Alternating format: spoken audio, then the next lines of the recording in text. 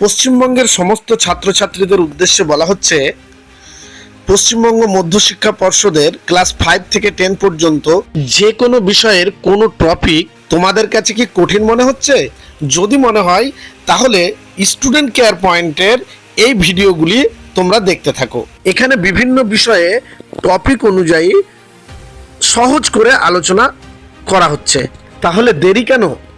চ্যানেলটি সাবস্ক্রাইব করে তোমার পছন্দের টপিক কমেন্ট করে দাও আর দেখতে থাকো স্টুডেন্ট কেয়ার পয়েন্টের এপিসোড। প্রিয় ছাত্রছাত্রীরা, আজকে আমাদের আলোচনার বিষয় গ্রিন হাউস গ্যাস ও তার প্রভাব। এই টপিকটি ক্লাস 10 এর ভৌত বিজ্ঞানের প্রথম চ্যাপ্টারে রয়েছে। আমরা জেনে নেব গ্রিন হাউস গ্যাস আসলে কি জিনিস, এর প্রভাব বাস্তব পরিবেশে কি রয়েছে সেটা আমরা জেনে নেব। আমরা যে পৃথিবীতে বাস করি, এই পৃথিবীটি বায়ুর চাদরে ঢাকা। আমরাও বায়ুর সমুদ্রের তলে অবস্থান করছি। অদৃশ্য এই বায়ুর মধ্যে কোন কোন উপাদান রয়েছে এসব আমরা সেগুলো জেনে নিই। সর্বপ্রথম বলবো, আমরা মূলত নাইট্রোজেনের আবরণে ঢাকা। পৃথিবী পৃষ্ঠের উপরে যে বায়ুমণ্ডল রয়েছে তার অধিকাংশই নাইট্রোজেন। প্রায় 78%-এরও বেশি স্থান অধিকার করে রয়েছে নাইট্রোজেন। আমরা জানি 20% বা তার বেশি রয়েছে অক্সিজেন। বাকিটা অন্যান্য গ্যাস, যেমন carbon dioxide, methane, chlorofluorocarbon, hydrogen, helium, argon ইত্যাদি গ্যাস দিয়ে পরিপূর্ণ। বাতাসে অবস্থানকারী এই সমস্ত গ্যাসগুলি কি গ্রিনহাউস গ্যাস? না বন্ধুরা, এদের মধ্যে যে সমস্ত গ্যাসগুলিকে গ্রিনহাউস গ্যাস বলা হয় তার নাম আমি প্রথমে তোমাদের বলছি। যেমন carbon dioxide, methane, chlorofluorocarbon, ozone, nitrous oxide, sulphur dioxide ইত্যাদি। এগুলি হচ্ছে প্রত্যেকটি গ্রিন হাউস গ্যাস। এখন প্রশ্ন হলো, এগুলিকে গ্রিন হাউস গ্যাস কেন বলা হচ্ছে?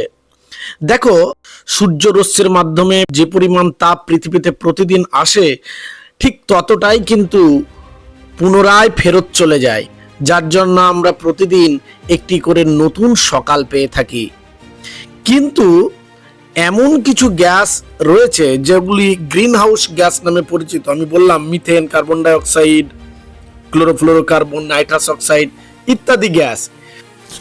প্রতিদিন সূর্যরশ্মির মাধ্যমে যে তাপ পৃথিবীতে আসছে সেই তাপ এই গ্রিন হাউস গ্যাসগুলি শোষণ করে যে পরিমাণ তাপ পৃথিবীতে আসে সেই পরিমাণ তাপ ফেরত যেতে দেয় না, ফলে বায়ুমণ্ডলের গড় উষ্ণতা বৃদ্ধি ঘটিয়ে দেয়। আর একেই বলা হয় বিশ্ব উষ্ণায়ন বা গ্লোবাল ওয়ার্মিং। পৃথিবীর এই বায়ুমণ্ডলের গড় উষ্ণতা ধীরে ধীরে বৃদ্ধি পেলে পৃথিবীর অবস্থা একসময় করুণ হয়ে যাবে। পৃথিবীর এইভাবে তাপমাত্রা বৃদ্ধি পেলে যে ঘটনাটা ঘটবে সেটাই গ্রিন হাউস এফেক্ট। যেমন যা হতে পারে, এসে একটু কল্পনা করে দেখি। ধরো তাপমাত্রা প্রতিদিন বৃদ্ধি পেয়ে যাচ্ছে, তাহলে নিশ্চয়ই হিমালয় পর্বত সহ পৃথিবীর মেরু অঞ্চলে যে বরফের বিশাল ভান্ডার রয়েছে সেগুলি ধীরে ধীরে গলে যাবে। আর সেগুলি গলে গেলে সেই সব অঞ্চলে বসবাসকারী বিভিন্ন উদ্ভিদ বা প্রাণী অস্তিত্বের সংকটে পড়বে। তারপরে সেই বরফ গলা জল কোথায় এসে মিশবে? আমরা সবাই জানি যে সেই বরফ গলা জল এসে সমুদ্রে গিয়ে মিশবে। তাহলে স্বাভাবিকভাবেই সমুদ্রের জলতলের উচ্চতা বৃদ্ধি পাবে। আর সমুদ্রের জলতলের উচ্চতা বৃদ্ধি পেলে সমুদ্রের তীরবর্তী, উপকূলবর্তী যে সমস্ত স্থানগুলি রয়েছে যা প্রায় সমভূমির মতোই, সেই সমস্ত অঞ্চলগুলি নিমজ্জিত হয়ে যাবে। সেগুলিতে দীর্ঘকালব্যাপী একটি জলাশয়ে পরিণত হবে। গ্রিনহাউস গ্যাসগুলির মধ্যে অন্যতম একটি গ্রিনহাউস গ্যাস হলো ক্লোরোফ্লোরোকার্বন, যেটাকে সংক্ষেপে সিএফসি বলা হয়। এই সিএফসি বা ক্লোরোফ্লোরোকার্বন আমাদের বায়ুতে অবস্থিত ওজোন লেয়ার, যেটি স্ট্র্যাটোস্ফিয়ারে অবস্থিত, আমাদের পৃথিবীর প্রোটেক্টর নামে পরিচিত। মহাজাগতিক বিভিন্ন ক্ষতিকারক রশ্মি সে আটকে আমাদের পৃথিবীকে রক্ষা করেছে। এই গুরুত্বপূর্ণ লেয়ারটিকে সিএফসি ধীরে ধীরে ক্ষয় করে চলেছে। সুতরাং যদি এই ক্ষয় ব্যাপক আকার ধারণ করে, ওজোন লেয়ারের ছিদ্র যদি ব্যাপক আকার ধারণ করে, তাহলে এই পৃথিবী অচিরেই ধ্বংস হয়ে যাবে ধীরে ধীরে। তাহলে গ্রিন হাউস গ্যাস ব্যাপারে আমরা যথেষ্টই বুঝতে পেরেছি। গ্রিন হাউস গ্যাস হলো এমন কিছু গ্যাস যা সূর্য থেকে আসা তাপ শোষণ করে পৃথিবীর গড় তাপমাত্রা বাড়িয়ে দিতে পারে।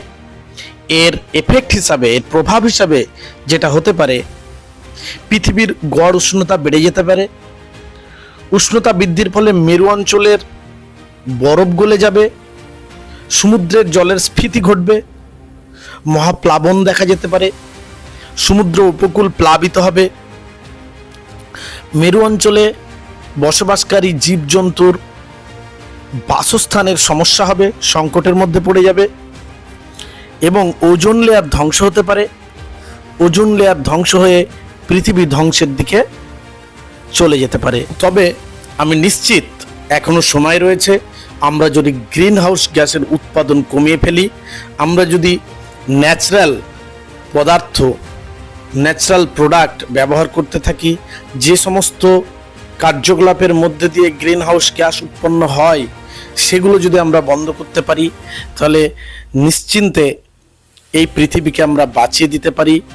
পৃথিবী যে বিপদের সম্মুখীন হচ্ছে, আগামীতে পৃথিবী একটি ভয়ানক দিকে এগোচ্ছে, সেখান থেকে আমরা নিজেকে রিকভার করতে পারি।